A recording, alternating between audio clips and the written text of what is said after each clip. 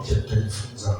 Sasa tukiwa tumetulia katika hali ya namna hiyo, somo la leo tumejifunza tangu tulipoanza kipindi cha asubuhi na hata tunapohitimisha kwa habari ya dhambi, kwa habari ya hukumu, kwa habari ya haki, kwa habari ya dhambi. Jaribu kujitafakari ndani ya moyo wako. Ndani ya moyo wako, ukiwa na tafakari yale yote ambayo Roho Mtakatifu ameyazungumza, akizungumza na moyo wako. Roho Mtakatifu sasa anazungumza na moyo wako, anataka kutengeneza maisha yako sasa. Roho Mtakatifu katika maneno ambayo umeyasikia leo hii, kuna namna ambayo Roho Mtakatifu alikuwa akizungumza na wewe kadri neno lilikuwa likitenda na kupita. Tangu tulipoanza asubuhi, na namna Roho Mtakatifu alikuwa anazungumza na moyo wako, akikwambia mwanangu, kuna eneo hili nataka kubadilika, kuna eneo hili nataka kukutengeneza. Basi katika hali hiyo hiyo, usiruhusu sasa mazingira ya yote haya. Ni kipindi cha tofauti sana hiki ambacho kitakuwa kama dakika 3, 4, 5, lakini kinaruhusu matengenezo katika ndani ya moyo wako. Achilia moyo wako sasa, anza kumtazama Yesu. Fikiria jinsi ambavyo mwenendo wako sawa sawa na neno tulivyojifunza. Roho Mtakatifu alikuwa akiliachia kuanzia asubuhi na hata sasa tunapohitimisha. Ndani yako Roho Mtakatifu anataka tubadilike, tuwe karibu na yeye. Anataka tuwe na maisha mapya tena, tuwe na mwanzo mpya tena wa maisha yetu. Fikiria katika maisha yako, katika njia zako zote, ni wapi ambapo unataka Roho Mtakatifu akutengeneze? Ni wapi ambapo unataka Roho Mtakatifu akutengeneze? Ukiwa umesimama sasa, simama nafasi ya kipekee sasa. Usiruhusu mawazo mengine yote. Hiki ni kipindi cha tofauti. Zungumza sasa. Zungumza naye. Zungumza naye. Zungumza naye. Naomba sasa watu wasitembee. Naomba sasa ni kipindi cha dakika 3, 4, 5. Tukae katika uwepo wa Mungu sasa. Tuwaombe sasa. Tukamaliza ndani kama dakika 3. Itakuwa haina maana kama tusiporuhusu nguvu ya Roho Mtakatifu iweze kupita na kupenya katika mioyo yetu. Tusiporuhusu matengenezo ndani ya mioyo yetu, tumechelewa. Lakini naomba turuhusu Roho Mtakatifu kwa dakika chache hizi. Roho Mtakatifu anazungumza sasa na moyo wako. Ukiwa ndani ya moyo wako kabisa, tumejifunza katika habari ya dhambi, katika habari ya dhamira, katika habari ya hukumu na haki, katika hali ya moyo wako jinsi ulivyo mbele za Mungu, na namna ambavyo Roho Mtakatifu anataka kutengeneza kwa karibu na wewe. Ila kuna mambo ambayo yanamshinda yeye kuweza kukaa ndani yako, kwa sababu bado hujampa nafasi. Anasema natazama nafungua na bisha hodi. Mtu akifungua mlango nitaingia kwake, nasi tutakuja kukaa kwake. Roho Mtakatifu yuko karibu, anasogea tu, mwambie karibu ndani yangu, karibu ndani yangu. Usimfungie mlango. Wewe tumemfungia mlango. Huu ni wakati sasa, kila mmoja kwa dakika chache tumwambie Roho Mtakatifu, sitaki kufungia mlango. Ndio wewe unanijua vyema mimi. Unanijua kuliko unapojijua. Hata taa yako unapomulika ndani yangu. Katika ndani ya moyo wangu, kuna mwingine sijui jinsi ulivyo.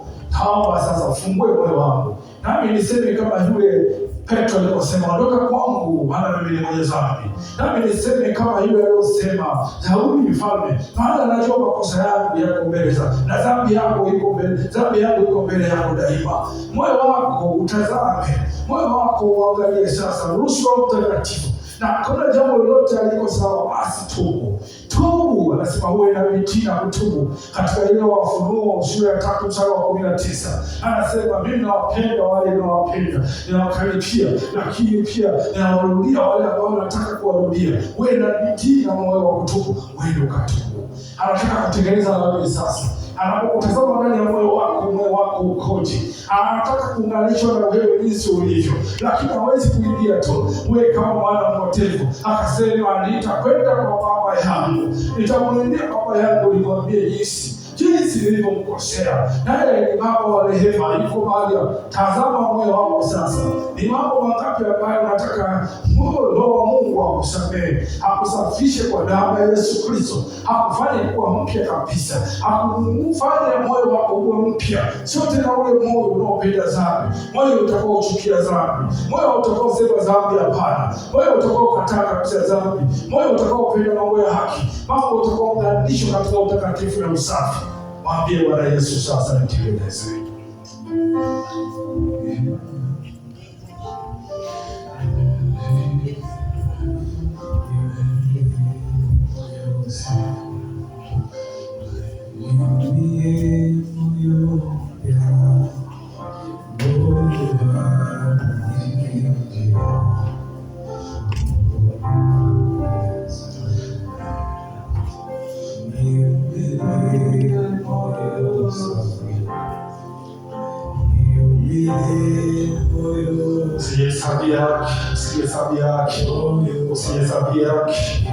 Usijihesabia haki. Fikiria ni mara ngapi ambapo unakosea Mungu kwa mawazo yako. Fikiria hata kwa matendo. Fikiria ni mara ngapi ufanye vile Mungu anavyotaka. Fikiria ni mara ngapi sauti ya Mungu inakuambia lakini ufanye. Fikiria ni mara ngapi neno la Mungu linapozungumza lakini bado huitii. Fikiria namna gani ambapo tunampuuza Mungu na kumdharau kwa matendo yetu, kwa maneno yetu. Fikiria. Mwambie naomba vazi jipya sasa. Naomba moyo mpya. Ni wakati wa matengenezo sasa. Mlilie Mungu. Weka moyo wa toba. Mlilie. Daudi alikuwa ni mfalme lakini alilala chini. Daudi alikuwa ni mfalme. Alipokosea anasema Israeli sasa katika uovu katika nchi ya mbali. Rudie sasa. Rudi kwa Bwana. Tubu wewe vijana. Tubu wewe baba. Tubu mbele za Mungu. Yako mengi tumekosea. Hakuna anaweza kusimama mbele ya Mungu. Wote tumetenda dhambi na kukosa utukufu wa Mungu. Biblia inasema katika hilo Warumi 3:23 ya kwamba tumetenda dhambi na kukosa utukufu wa Mungu. Twende sasa kwa moyo wa toba. Tumwambie Mungu tulikosea.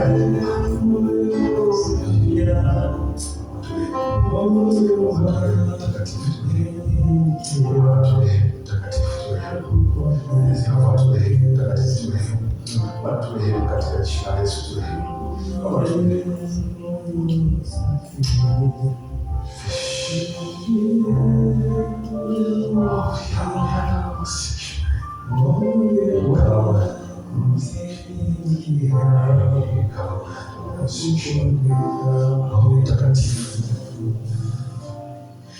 Roho Mtakatifu, zungumza na dhambi za watu wako.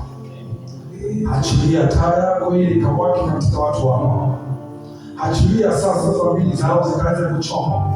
Dhambi zikachoma katika jina la Yesu kwa nguvu yako. Hata wewe unaosikia dhambi zikachoma. Tekeleza kusa kila mmoja.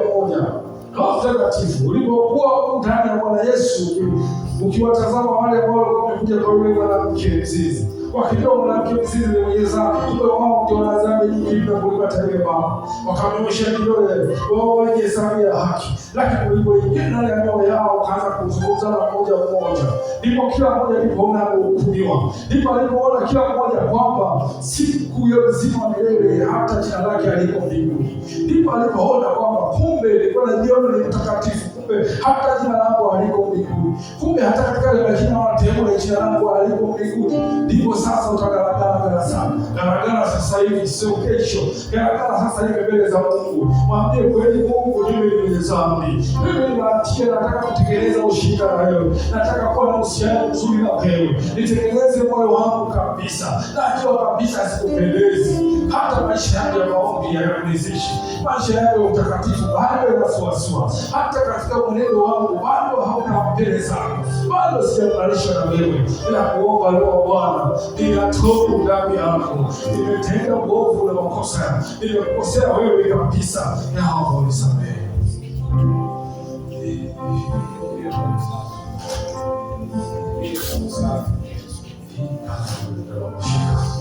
Roho sikirika na meza la bashi. Roho ika la bashi na musikiriko. Hata la bashi na ika la musiki. Roho sikirika na meza la bashi.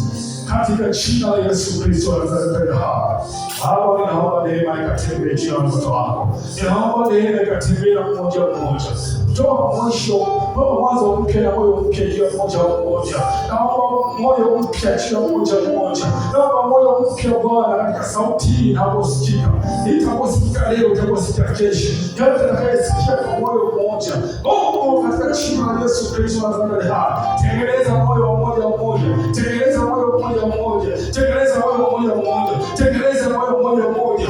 Ingia ndani kabisa. Wakachukie dhambi kama unavyochukia wewe. Wakachukie matendo maovu kama unavyochukia wewe. Wahamishe kabisa, wafundishe kwa watoto wako. Wahamishe katika hali ya giza, waingie katika nuru yako. Watoe katika huko walipovaa. Wasogeze katika upendo wako. Wasogeze katika upendo wako. Asiwewe watu mmoja jina lake lisoko mbinguni. Naomba majina yao yakawe mbinguni. Naomba majina yao yakawe mbinguni. Katika kitabu cha uzima wa milele. Baba, naomba ukaandike majina yao. Baba, naomba uandike majina yao. Baba, naomba andike majina yao. Baba, naomba katika kitabu chako cha uzima. Yafute majina yao katika kitabu cha hukumu. Baba, naomba majina yao yaandike. Andike. Baba, naomba uandike majina yao. Andika majina yao. Yaandike Baba katika jina la Yesu. Roho shanda na basiki. Roho ya karabasha. Roho sikiri karaba ya karabasha. Baba Mungu mwaminifu. Pigie Bwana Yesu makofi.